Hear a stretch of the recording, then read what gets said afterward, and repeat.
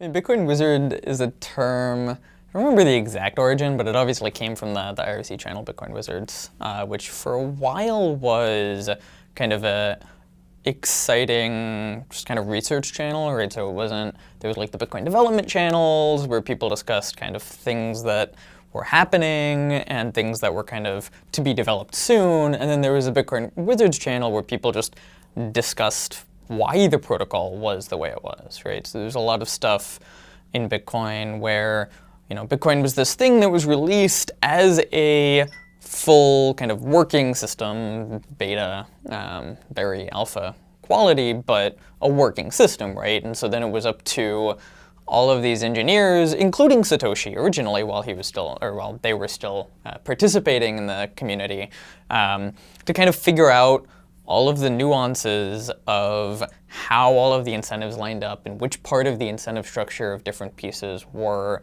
important and why were they important and how did they fit together. And so Bitcoin Wizards was a place where people discussed these things, and then they discussed new cryptographic primitives that might be really cool in the future and new ways to think about dissecting, you know, the Bitcoin system overall into the individual pieces and exactly what properties they had that were important that made them fit together and build a whole system. So Bitcoin Wizards was this place where people just kind of discussed all of these next generation ideas and explored the protocol and explored different things you could do with it. And it just became kind of a term for the various people who hung out there and like contributed there a lot. Obviously, there's no kind of clear definition for what a Bitcoin developer is, right? There's people who show up on Reddit and Twitter and say like, ah, yeah, I'm a Bitcoin Core contributor, and some of them have one small contribution, and some of them have 1,000 contributions, and they all kind of get the same title, right? There's no real, obviously there's no enforcement of the title, but there's also no real strict definition of the title either.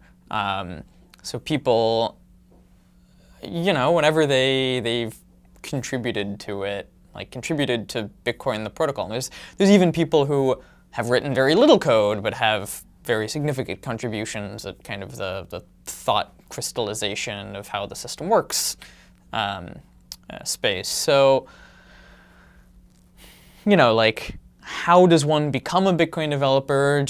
Or like Bitcoin kind of protocol engineers, you know, a question of spending the time and like interacting with different features and being wrong a million times, and then kind of being able to have ideas that are right and are kind of accepted and are not incentive incompatible, right?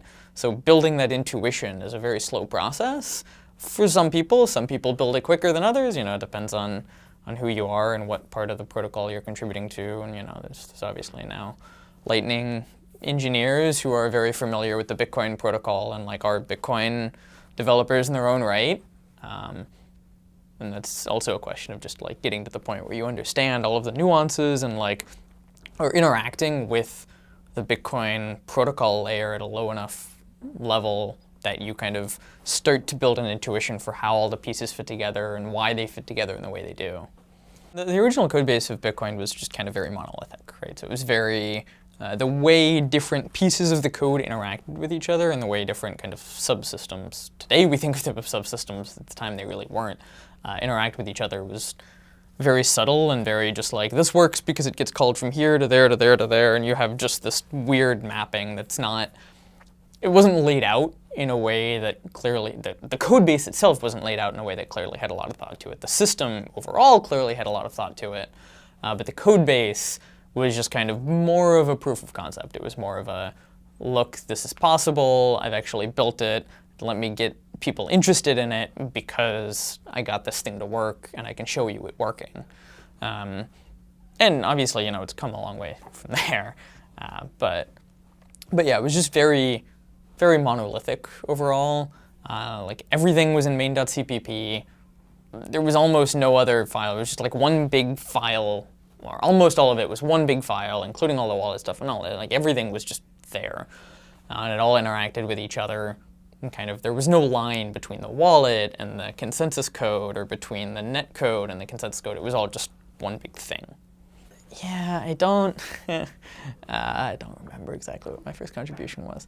I went back and looked a while ago. I thought it was adding a UPnP interface for Bitcoin Core, right? So UPnP is this way that you map ports so that you, like an automated way to connect to your router and say like, hey, I want port 8333.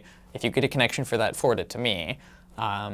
So one of my very earliest contributions was adding a bit to Bitcoin Core, at the time Bitcoin WX, to do that, to automatically map port 8333 so that this peer-to-peer network is hopefully a little bit healthier, has more nodes, blah, blah, blah. It turns out that wasn't my first contribution. It was like a minor bug fix or something. I don't remember exactly what the contribution was. But I mean, at the time, right, I was a high school student who had never written a lick of C or C++, didn't really know the basics, didn't know what a pointer was, didn't know what this ampersand or this star character is supposed to do.